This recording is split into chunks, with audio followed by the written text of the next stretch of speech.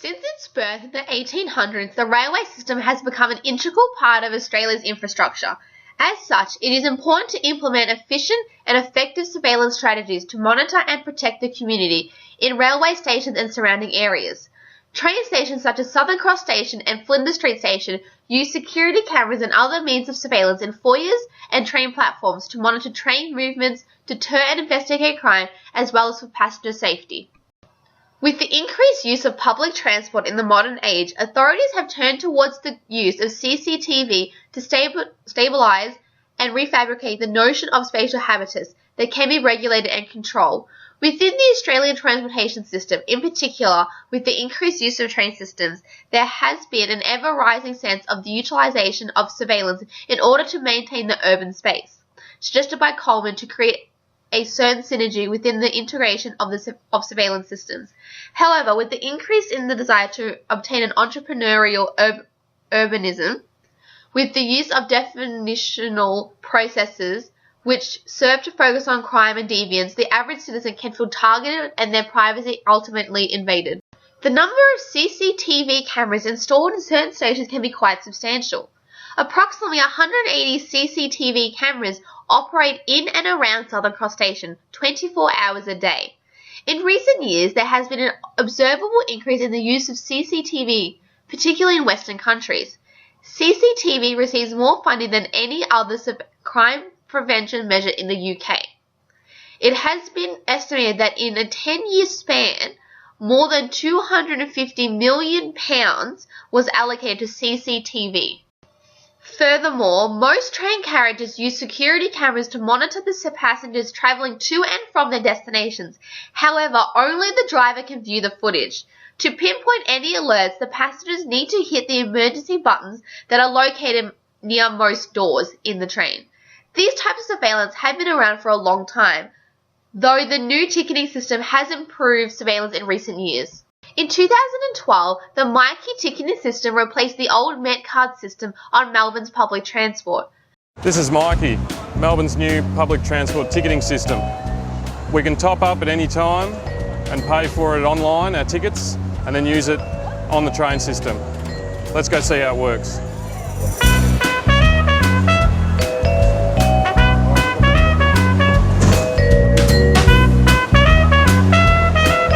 So far, so good.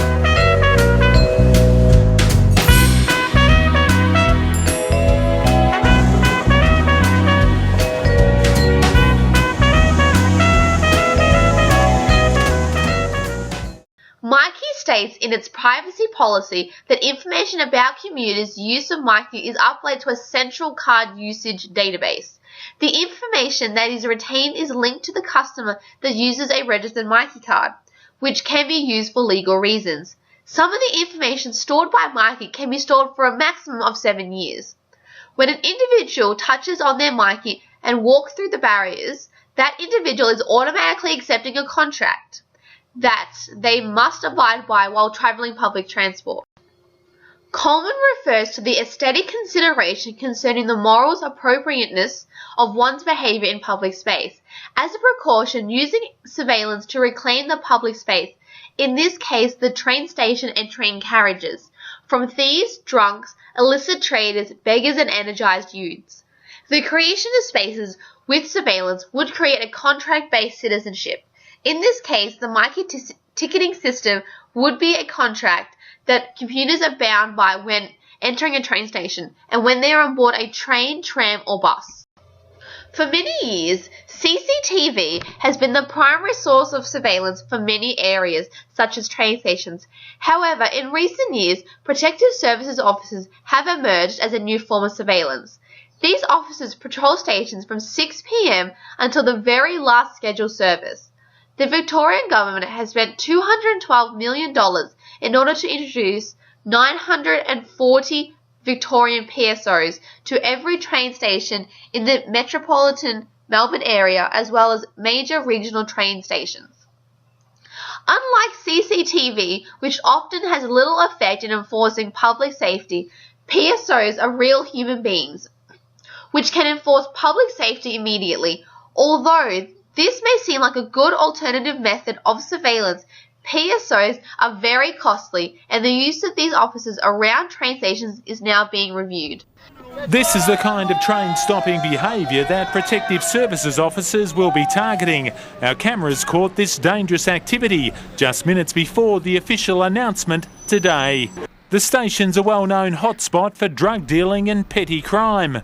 From tomorrow, armed officers will be on duty from 6 p.m. until last train at Frankston and Broadmeadows. Most travellers welcome the nighttime security. You must feel safer at night. I think it'd be a tremendous thing, yes, because you do get several gangs of a night. It is argued that with the introduction of CCTV, perpetrators are more likely to be detected, and individuals are therefore more likely to frequent areas with CCTV as they feel a sense of security.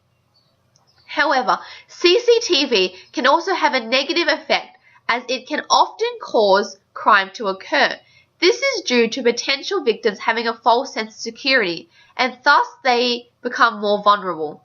In order to combat the notion of invasion of privacy and maximize the effect of people, surveillance technologies are required to minimize the outward flow of information that involves citizens within the spatial environments of that area. The major aim of CCTV implementation is to obtain the information that is required while simultaneously minimizing intrusion on the observed.